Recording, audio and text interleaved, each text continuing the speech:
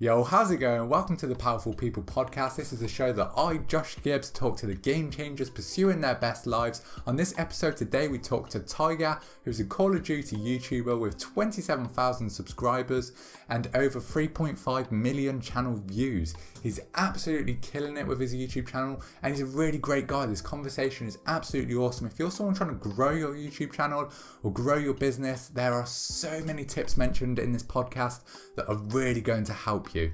And this is a really special podcast because he's actually a full-time YouTuber, so this is his job. And his girlfriend, actually fiance, is also a YouTuber. She's got over 560,000 subscribers, so she's absolutely killing it as well. So Tyger is absolutely full of experience and full of knowledge. We only just scratched the surface of what he's got to give in this episode, so we're going to get him on for plenty more episodes in the future. But for now, enjoy the podcast. If you don't know who Tyger is, he's a Call of Duty YouTuber, and over the past 4-5 months, he has exploded exponentially on YouTube.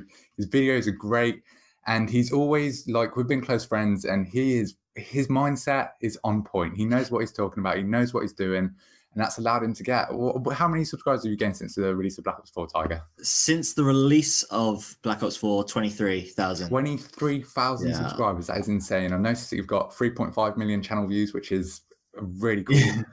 And yeah, you're just absolutely killing it, bro. And you really deserve it because you've put so much hours in.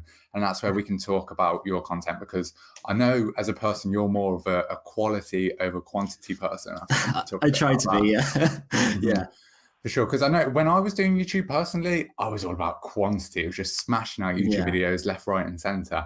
And for me, that worked. But that's because my videos were very like instant gratification. Like you put them out, and in a week they've got 50,000 views. They weren't something that over time are going to get a lot of views. But I've seen on your channel a lot of the videos that you spent a lot of time on, they're getting like 400,000 views now. You've got a couple, like 3 or 4 videos with over 300,000 views. I've got absolutely insane. Yeah, I've got 3 videos over 300k and 8 over 100,000. You see, that is very impressive. Yeah, in that 5 minutes you've done that, like that is well done, man. That's all I can say.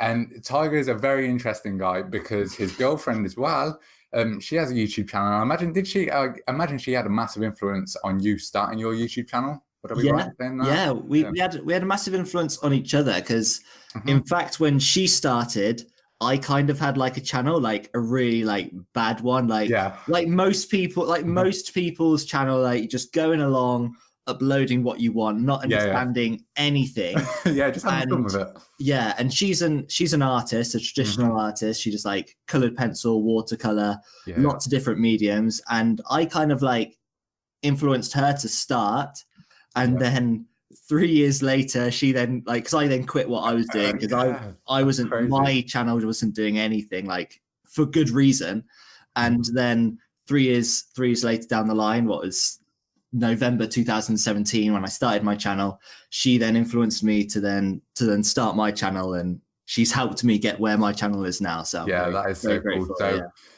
Kirsty, Tyger's girlfriend, she has 560,000 subscribers. So she is on another level. And she's got what, 27 million total channel views? Probably, yes. Of a channel. And I know that you helped a lot with that, and I think it would be great to talk about the reality of YouTube, because most people have that image of YouTubers being just balling out, being able to party all the time, and like KSI's just bought like a $500,000 medallion thing. Yes, I think I saw that. Yeah, which is insane. But obviously that isn't what YouTube is like, guys. I don't want to give people the wrong image of what being a YouTuber is actually like. So it'd be cool if you could actually tell us like the ins and outs, because I know like you've got to sort your own taxes out. And obviously you were like, people take for granted that they have their weekends with their jobs, but when you're a YouTuber, weekends don't really exist. You kind of have to work all the time. So if you could expand and just talk about your experience with it, that'd be awesome, mate.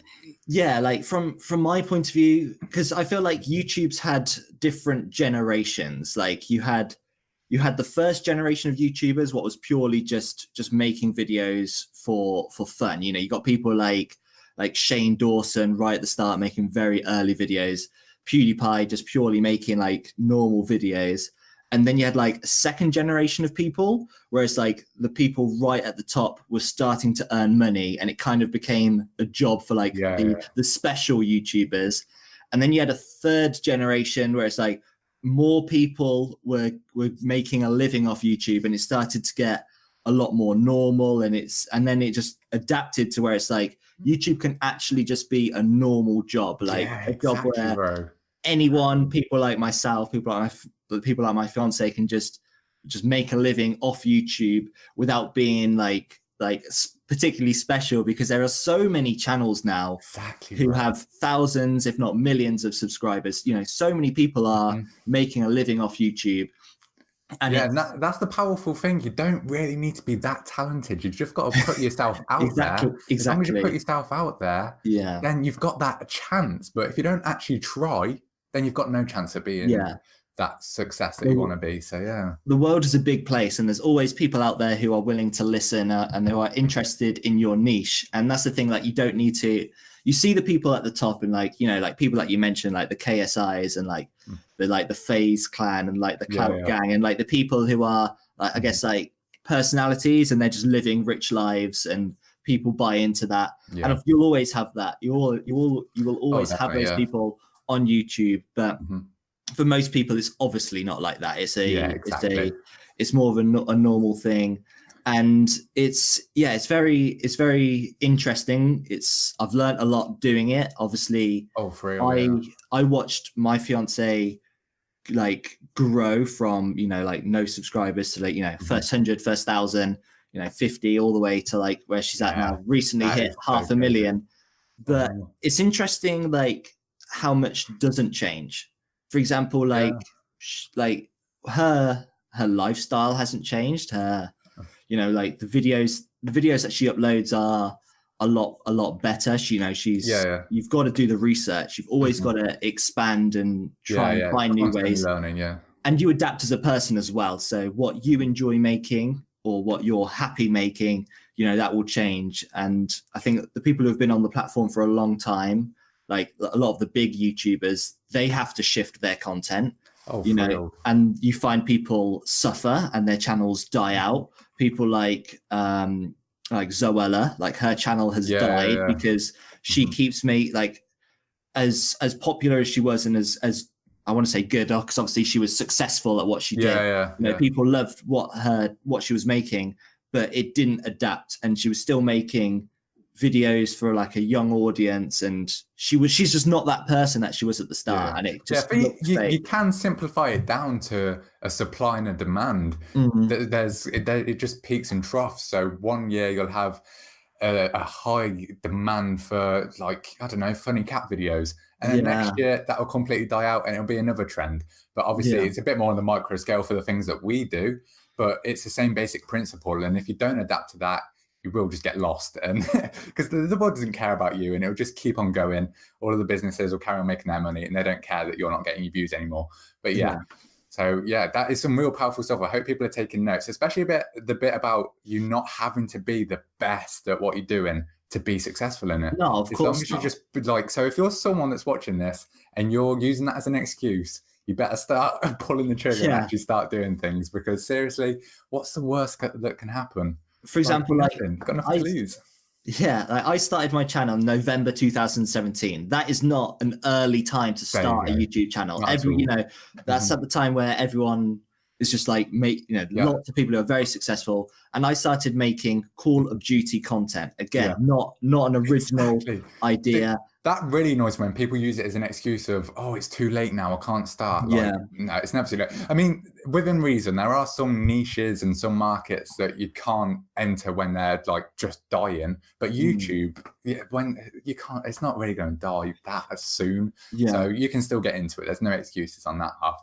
But something that interests me is how, because I presume used to live off of your YouTube incomes and what you get through your businesses, basically. And I was wondering how you cope with the adpocalypses and when CPMs are low and all of that kind of thing. So do you have multiple sources of income to keep you going, like Patreon and all those kind of things? So, well, my fiance, for example, like her YouTube money is like, is not like she makes the majority of her money off Patreon. So yeah, okay. And her YouTube videos are there to, the business model is like, you know, she gives away free tutorials on YouTube. Okay. It's like, this is what I can do. This is what you can learn. But if you want to learn more in depth, more, you know, real time, like better tutorials, head over to my Patreon. And she's a very successful creator on Patreon. She's in the top like 300 creators on the platform. Wow. Okay. She's doing very well. That's amazing. Congrats. So she's in a good position where, you know, the YouTube monetization is not something that she doesn't worry about. Yeah. Not that she has any problems with monetization. She's never been hit badly with it. So I'm just trying to do my part. But as for me, I haven't had any problems with monetization. Obviously, since Black Ops 4 launch and my channel blew up, I went from earning basically like pocket money to earning what I was earning at my previous job before I made this full time. So for the last 5 months, I've been earning a decent normal wage. What is good. I'm very happy with that, but I'm not driven by money at all. I'm just focused on creating the content, and the views are more important than the money. Because at the end of the day, if you keep making the content and if your views are there and you're gaining subscribers, again, subscribers aren't, a lot of people chase subscribers when subscribers don't actually give you anything. Subscribers don't actually mean anything. It's all about the views, because the views is obviously that's what makes the money from ads. It's not subscribers.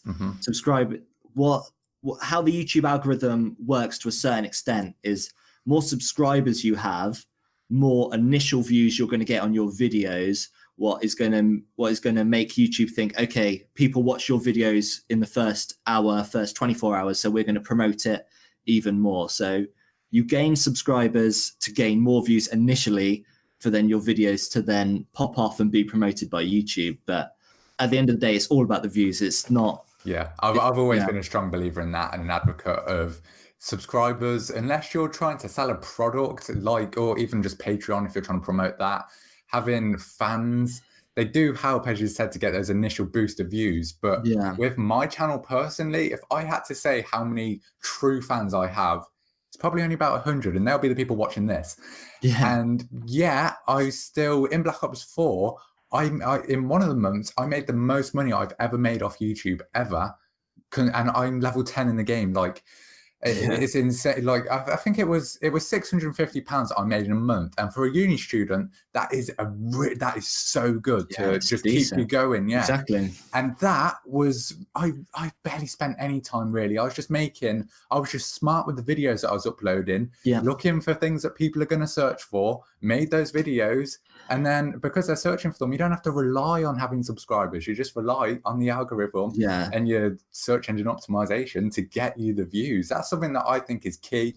A lot of people go, oh, I've got 0 subscribers, I'm going to get no views. But if you get your SEO and your research on point, there's nothing stopping you from getting loads of views. No, I think if you're a new channel, if you're someone who's considering starting a channel, you've got to be clever. It's all about the research. Knowledge is power. I've said it before in like when I've been talking to people about this. And if you're sorry, preach it. And if you're starting a channel, you've got to put the research in. YouTube is something that you're not going to, like, you need to know what you're doing. You need to know what YouTube wants, and then you want to give YouTube what they want to a certain extent in order to help you. You have to have like a relationship with YouTube to a certain degree to think, okay, I'm going to give you what you want, and then in return, you're going to promote me and help me. I think a lot of people see their relationship with YouTube as a negative one. You know, they see the demonetization and all these bad things, and people don't take responsibility for themselves. They're like, my video didn't do well because YouTube didn't promote it. Or that is so key, bro. People are always, just no matter what the situation is, YouTube, but people use that excuse in real life as well. They just try and take the blame away from themselves. But if they realize that they take that blame themselves, they are going to improve exponentially or whatever they're doing. If they take that blame, that is so good for them. But if you don't take that blame, you're not going to improve. You're not going to get anywhere. You're just going to stay in that boring place that you are. Exactly. It's all about taking responsibility for yourself, taking responsibility for all of your actions, with positive and negative, especially the negative. True. And yeah, like YouTube is all about that. And yeah, for sure. And I think for anyone who wants to make new content, like I said, do the research before. For example, I make Call of Duty content, but I genuinely thought I found a niche. I thought I found a part of the market that people just weren't making. Like, I make tips and like tutorial videos for that game, what sounds very common, but when I was researching it, people weren't making the videos that I thought that I could make. So I thought, okay, well, there's definitely an area here. Everyone wants to improve at this game because it has a massive casual audience. So lots of people are wanting to improve. And I didn't feel like there was enough videos out there that gave people what they want. I felt like I had something to give. So I went and did that. And I was very fortunate. I made the right videos at the start. I started my channel early November. By Christmas, I had my first 100 subscribers. And then by April, I had my first 1,000. So wow. I was very... that's incredible. Yeah, so I thought I was really proud and happy with the start of my channel, because obviously getting your first 100 and first 1,000 is the hardest part. That is the hardest part. Like, majority of channels will not get over 100 subscribers. Most people will not get that far. So you've got to... Yeah, they'll give up before they get a chance to get there. Because they're they're focused on the rewards rather than the content. You've got to focus on the content. Be happy with what you're making. You've got to be. I'm proud of the content I make. I'm happy with it. I can show off my channel with pride. I'm not ashamed of the content I make, and that's what you've got to be. You've got to be happy with what you're making and understand. This is another thing that a lot of people struggle with. They want to start their channel at like this really high level with like it's just not how it works. What people need to understand, no matter how much research you do in preparation, your 100th video is going to be 1,000,000 times better than your first video. Same with your 200th videos. You're going to improve. You're going to learn talking to a microphone, talking to a camera. These aren't skills that you're going to know at day one. These aren't things that you need to spend a year to practice. You just need to start, be shit at the start. Because another thing as well, people worry that they'll get embarrassed. I don't want to put my face on camera. It's embarrassing.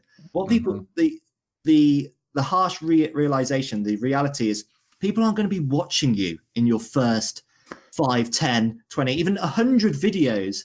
Don't even worry, because in all honesty, you're not going to get that many views. That's the reality. So use your lack of experience, that time, to improve your craft.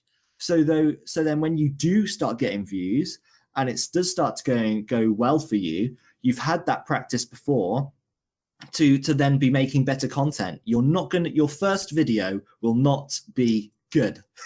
It'll be good for your experience and your knowledge, but your 100th video is going to be 1,000,000 times better because you've gained that experience and that knowledge, and it's just how it works. So no matter how you feel about your content or what you want to make, just start and that is the most important thing, is starting. I can't stress that enough. I am very guilty of this. Like, I don't want it to come across like us two are perfect. We have made these mistakes so much. Plenty of mistakes. And we're still making mistakes now, but definitely this one is probably my kryptonite, not starting things. I have so many ideas and then I won't execute them. I won't pull the trigger.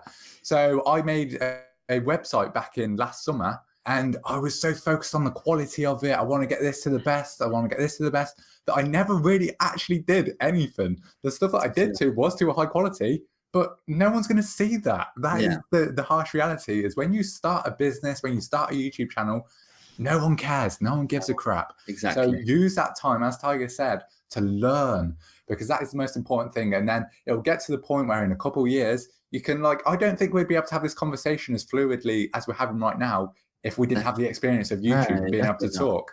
So it's just, it is a learning process. And every time you get into that mic, and that's something that I did, was I would upload every single day when Infinite Warfare, like Call of Duty 2 years ago came out. I uploaded every single day of that game.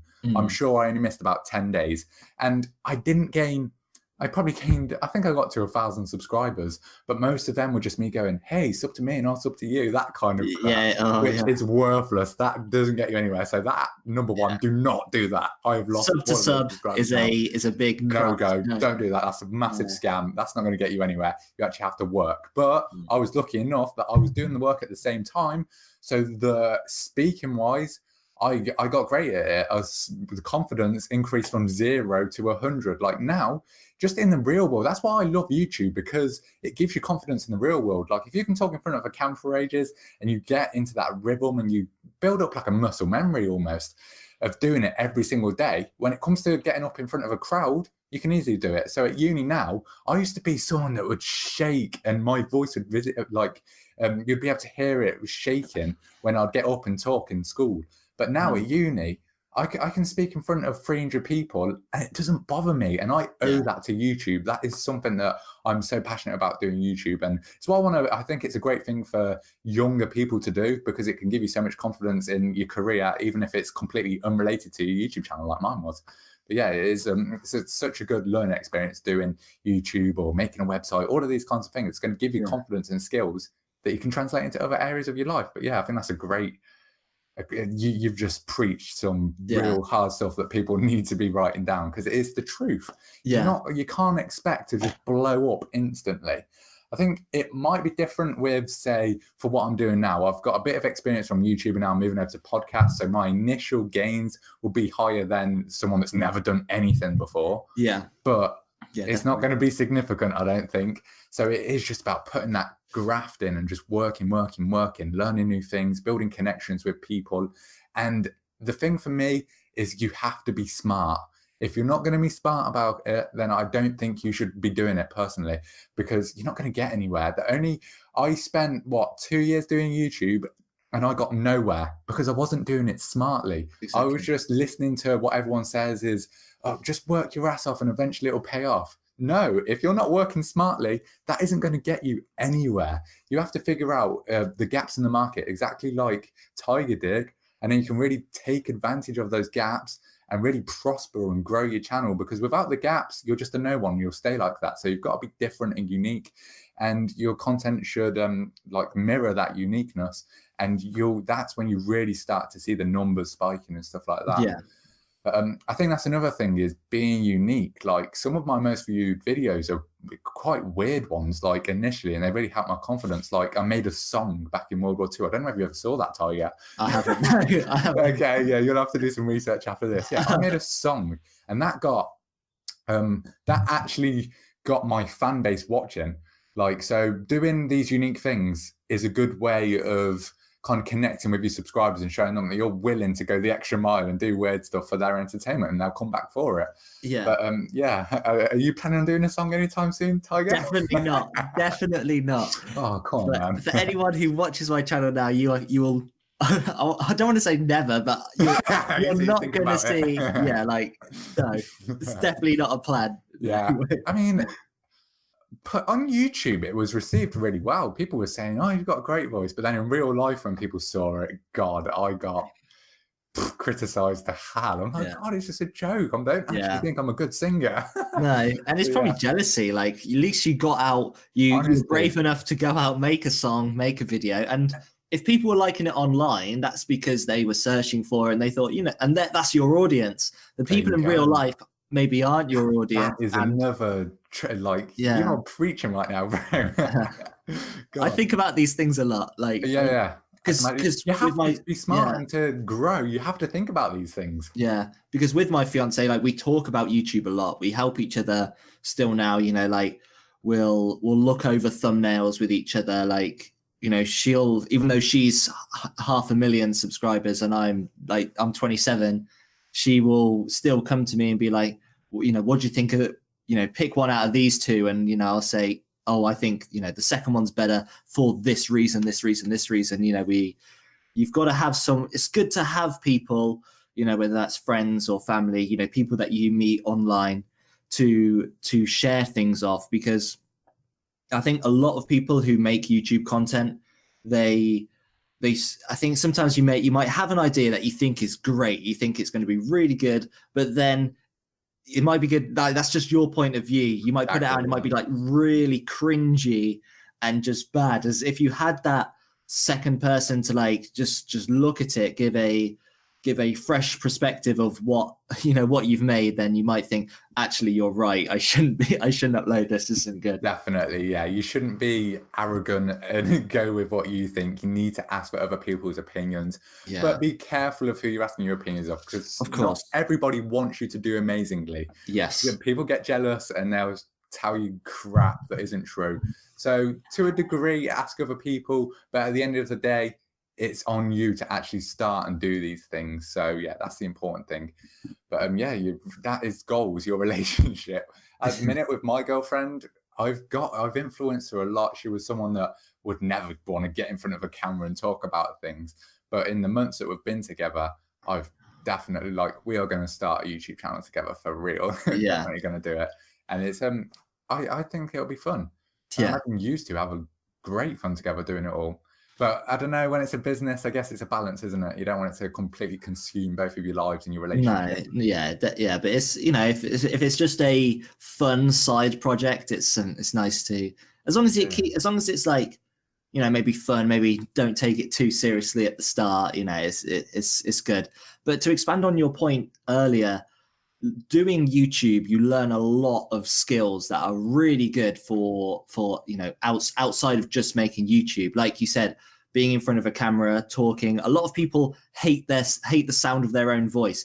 Everyone hates the sound of their own voice. Yep. Everyone, but you just get used to it. Like, I've made lots and lots of videos. I'm used to, if I hear my voice now, I don't hate it. I just be like, well, that's my voice. That's there you go, exactly. I was exactly the same. Yeah. Everyone's the same. No one likes the sound of their voice until you hear it loads, and then you get used to it. And I said earlier that 4 years ago, I had my first YouTube channel. That was really bad because I didn't do any research. I was just making random videos.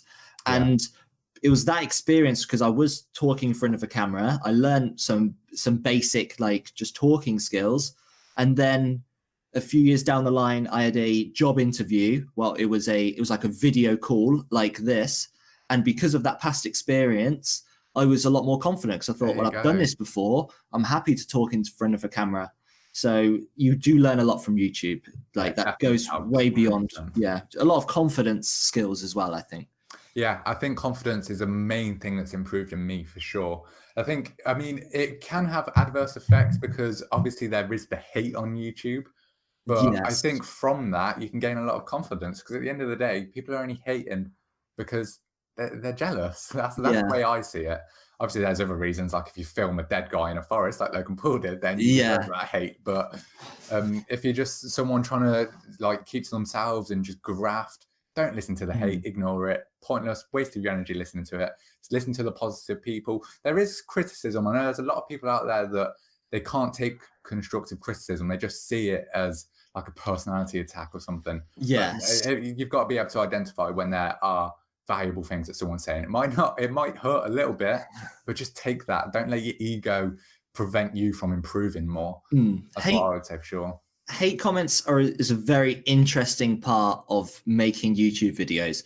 It crushes a lot of channels, a lot of early channels, and it also has a lot of effects on a lot of a lot more established channels as well. You know, if you've got a YouTube channel, you'll see people who get a lot of hate on their videos, and you know, it will definitely play a part on their mental health.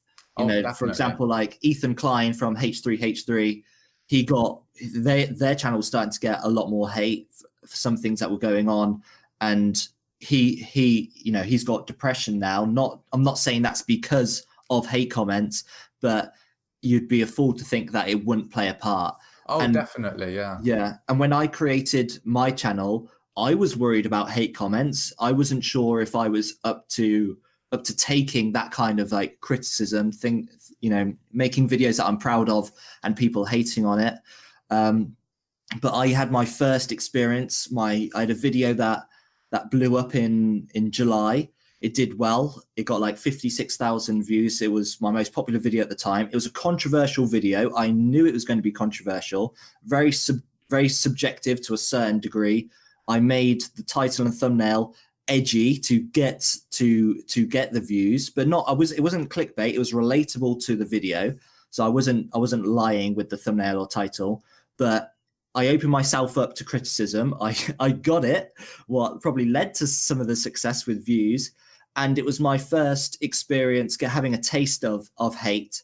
But because I was happy with that video, I thought, you know what? It is subjective to a certain degree, but I believe in what I said. So no one can really hurt me in a certain degree because I'm proud of that video. So I'm not going to let other people, but I was listening to the feedback. There were certain things I would have conversations with everyone, even the hate comments. It's important. I think it's important to reply to hate comments as long as if it's just straight like hate, where it's just like, I don't like your accent, I don't like the way you look, or like you're just wrong, then you can't really reply to them. But people who are, I guess, they don't like your content, but they're giving reasons. You can kind of ask questions and try and get people's point of view. Very often, I've turned hate comments into subscribers and people who have stayed on my channel for a while just through questioning why they don't like my content. Because a lot of the time, it's misunderstanding. They might think that you might say something and they just misinterpret it, and then you explain it's like, oh, okay, I understand. Yeah, I agree with you. And because you took the time to respond to them, then they become sometimes like your most loyal subscribers because you've shown them the attention that sometimes they just want. But because of that experience from that video, that hate that I received in July, when I then started to blow up in Black Ops 4, and I was still making some of that content that is subjective, a bit controversial, when I started to receive hate from them, it didn't really bother me because I learned from my first experience. I knew what hate felt like and tasted like, and I was happy with the content I was making. So I was bulletproof, and I learned. And some of the feedback that was like good criticism, I learned from that. So it was in total just good. It was just good feedback. It couldn't hurt me. Yeah, I remember when I got my first massive viral video, and along with viral videos, with an absolute guarantee, there is always a shit ton of hate. Yeah, because it goes out to a lot more people. Exactly. That's why. And I remember, you just get immune to it. You just get a thick skin. But I do think it is important that you go into those bits that make you feel uncomfortable when you're talking to people that are actually giving reasons, because you can turn them into subscribers, as you're saying. It is just a bit of misunderstanding, and you're completely right about that. So it is just doing things that make you uncomfortable, and you can learn from that, and then they become less uncomfortable, and then hate comments just become completely immune to them, really, because at the end of the day, they don't mean anything. And even though I said that I was confident in what I was making, it's still important to be open-minded and think, and not just when you see a hate comment, don't just brush it off and ignore it. Sometimes it's best to think, okay, let's see if this person does actually have a point. Because I've learned from a lot. There was, I'm not going to go into examples, but there's things where enough people were talking about an issue with my content where it's like, okay, maybe they do have a point. Looking into it, talk to other people, talk to my fiance about it. What do you think? Do they have a point? And then it's like, yeah, well, maybe they do. And then you just work on that, and then that's a problem solved. It's not, hate isn't just something that you should just ignore. You should definitely look into it always as an open mind, because even though you might be confident in what you're making, if they have feedback, it might definitely help you to improve. Yeah, you can never stop improving. There's always improvements to be made, and people can notice them that you can't. So yeah, definitely worth listening to. But you're making really great points.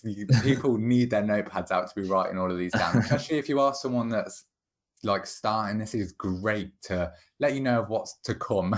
Yes. But right, let's move on to the next talking point, I guess. I was really interested in how being like successful on YouTube with you and your fiance, how that's affected your lives outside of YouTube. So your social lives with your friends and family. I don't know whether that's change between them? Because I know for the workplace, a lot of people hate it, and I do think slaving away isn't fun.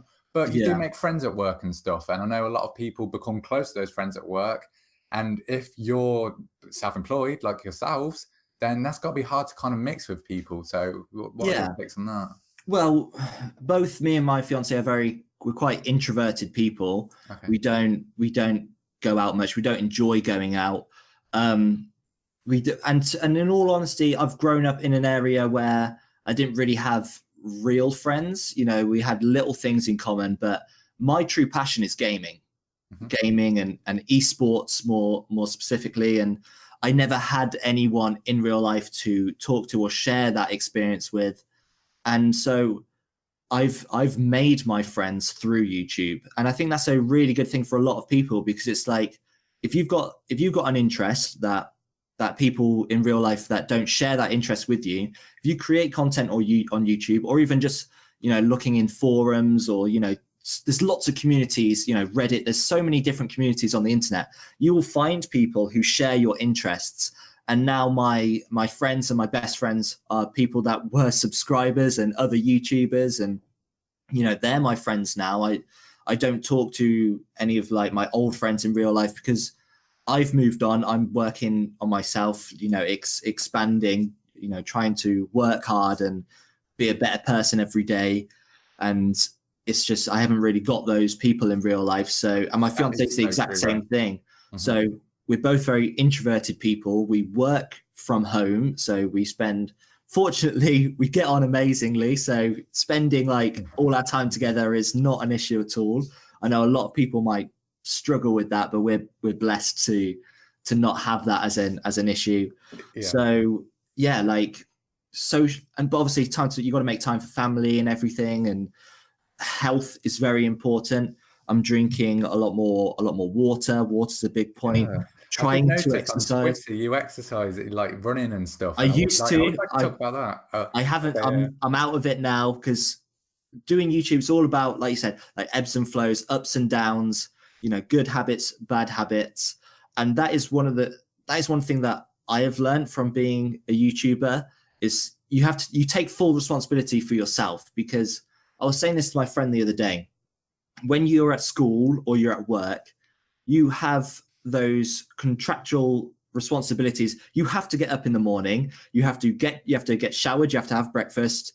You have to get dressed and go out and do a job. If you don't, you'll get sacked. You'll get in trouble. You have to do those things. With a YouTuber who works from home, you don't have any of those responsibilities. You're responsible for yourself. Your income is how many videos, what content you make.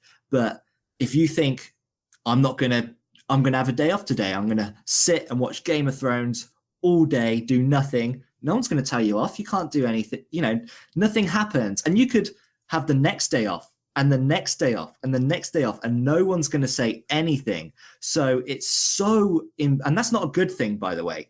I'm saying that it's a good thing. Course, yeah. That's a bad thing. That is a real bad thing, because when you're responsible for your own well-being and the money, you're self-employed, you have to, making videos is making money and living, and moving forward, you have to have a lot of self-discipline that I don't have at the moment. It's a process. I'm working on it.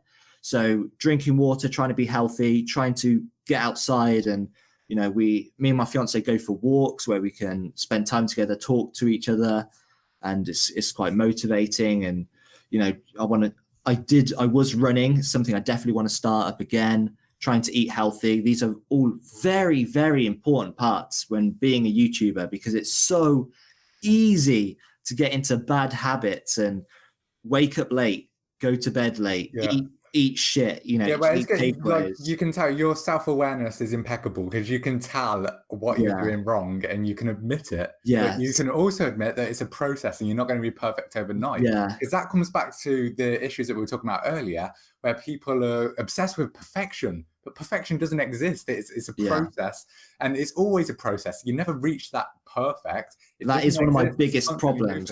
Perfection is definitely something I'm struggling with. Yeah, I also am. But, perfectionist to a certain point where I just, you just want to be a perfect person who is healthy and does all these great things, so who has everything intact. But you know, my reality is not like that. I'm not a YouTuber who's going to sit here, you know, with a life like Jake Paul and everything's perfect and great. You know, my life's not like that, because YouTube is a process. It's always, you're always working towards something. There's never an end. You've never completed it. It's not like a video game where you get 100% and it's like, I've completed this. Life's not like that, and YouTube's not like that. You've always got to keep working on yourself and relationships, you know, and everything like that. So yeah, I'm always looking to improve myself and just try and be as healthy and the best person I can be, really. If my can't speak now. My experience of being a human, I think that is probably the most important thing, is wanting to become a better version of yourself. Not the perfect version, but just always having that. That is something that I can rely on to get me out of bed early in the morning, to start work and stuff. It's just to become a better version of me. Yeah. But I definitely agree how tough it must be to that. You've just got to have excellent self-discipline. I mean, I'm lucky in how I've developed really good self-discipline. Like for the past 2 years, I've woke up every day between 5 and 4 in the morning. I run 5 kilometers every day. I eat super clean and I work my ass off. But I definitely wasn't like that to start. I would spend hours and hours and hours on my phone. Like I would look at a phone report and I would have been on my phone for 5 hours. Yeah. And it's not like, and you have relapses. You're going to relapse. You're going to go back to those things. And it's not giving up when you do, because when I first started uni, I was expecting it to be really hard, but it turned out to be fairly easy compared to A levels. So I went straight back to my bad habits, picked up my phone and was just looking at crap on my phone. So YouTube videos, all of that stuff. Yeah. And I got back to those old habits of wasting 5 hours of my day. But if you can identify it and go, okay, I'm not going to give up. We'll deal with this, and it's a process, and we'll continually improve. You'll be sorted. And it's just having that mindset of continual improvement, I think, is important, and it will get you far. I guarantee it will. Health is a passion of mine, and that's what my website was all about. My last website was all about like health and well-being and stuff, and it's something that I definitely would like to do as another like side hustle along with this podcast and stuff. And in the future, that's what I'd like to do, is get on health professionals and talk to them, because as you say, like on this journey of becoming a better version of yourself, it's all like the pillars of being a human. It's your health, it's your connections with other people, it's enjoying what you're doing. So I think it's important that we do talk about all of these things. And but I'm glad you have that same mindset. That's really cool. Yeah. And I'm we have the same mindset, but like I'm very jealous of what you just said. You know, the fact that you get up early, you exercise, you eat well. That's what I'm working towards. So you're ahead of me in that aspect. But yeah, that's what I'm working towards, and hopefully in the future, I will then be in the same position as you. And again, like what you said, I want to be able to promote healthy living and things like that. But I have to work on myself first. I'm not going to preach something that I don't stick to. So I'm working on myself, so then in the future I can talk about that, because it is very important, like you said. That's amazing, because that was one of my main issues with doing YouTube, is that sitting down and streaming for 5 hours, that isn't really preaching what I believe, because I don't want to promote people to do the same thing, because that's not healthy. You're not going to be happy if you're sitting on your Xbox for 5 hours a day. It's not going to happen. You need to get outside, get that fresh air in your lungs, go for a run, do some exercise, whatever that exercise is, and you'll feel a million times better. It's just a shame you can't really express that on a gaming YouTube channel. But that's why I want to do this podcast, because you can talk to people, have these interactions, find these common grounds and talk about this, because you never know, this conversation we're having about exercise and stuff, this could then impact someone to go, hold on a minute, I've been neglecting my health, I'm going to start running. And then we've just massively improved their lives, which is awesome. Yeah. That's what I want at the end of the day, is to help other people, because the world is a mess. And I think the only way we're going to fix this is if we help each other. So this is my way of giving to the world, and I think it's going to be great. But yeah, I get that being at home all the time would be hard, but I also like, you know how you said you're jealous of me for waking up at 4 and 5 in the morning. It goes both ways, because I'm jealous that you've had that discipline to make YouTube videos and stuff, because I could make YouTube videos for sure. I've got the time there, but I'm scared to make those sacrifices and stuff like that. So that's something that I've got to improve on. So everyone's got things wrong with them, and everyone can improve on them, which is just awesome. Definitely. Yeah, I feel like we should probably wrap it up there, because I don't want to just ruin a good thing and do too much, because this was an awesome conversation. It was a good chat. Absolutely love it to get you on more in the future, because I'm sure there's more we can talk about. 100%, yeah. Definitely. I'd love that. Have a catch up, see if you're working on those waking up early and stuff like that, and the exercise. But yeah, as well, if you ever need any help with nutrition and health and stuff, it is what I'm studying, so I'm here to help, mate. Awesome. Whenever. But that's the end of the podcast, guys. If you want to connect with Tyga, he can give you his links right now. So your YouTube channel is? My YouTube channel, it's Tyger COD. You can just, if you type in Tyger with a Y, so Tyger, I make Call of Duty tips and tutorial videos, just trying to help everyone, no matter what your skill level, to improve and become a better player. You can also find me on Twitter at Tyger_COD. You can find me at Insta, Tyger_COD. And same with Twitch as well. So yeah. You may as well shout out Kirsty's channels as well, because she's played a big topic of this. Yes. So if you want to see from my fiance and her patron, so her YouTube channel is Kirsty Partridge. And that's the same with her patron. Just search that on Twitter, YouTube, and Patreon, and you'll find her. Yeah, she's doing very, very well for herself. Yeah, it's great. I'm so pleased for you, bro.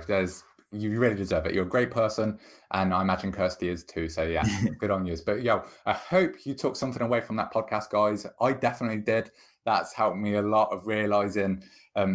It's good to reflect on yourself, and you can identify places where you're lacking and things that you're doing right, and it's really cool. So thanks for that, Tyga. Really appreciate it, and we'll have to have a conversation in a few months. Yeah. Boom. But yeah. Take care, everyone. Yeah. See you later. Geez. See you later, guys. So how'd you find that? I thought that was an awesome conversation. I really enjoyed it. I was so pumped after having it. We mentioned so many things that are just key to being successful, whether it's on YouTube or just any other area of your life. There's so many just principles in here that you should be translating into your lives. And if you weren't taking notes, then you can always listen to it again. But yeah, we definitely need to get Tyga back onto the show again in the future. But if you could go over to Tyga's YouTube and Twitter and just tell him what you thought of the podcast, that would mean a lot to me. You can find him on YouTube at Tyga -COD tutorials. I think it's actually tips and tutorials. But you can also talk to him on Twitter as well, which is probably the best place to go and talk to him.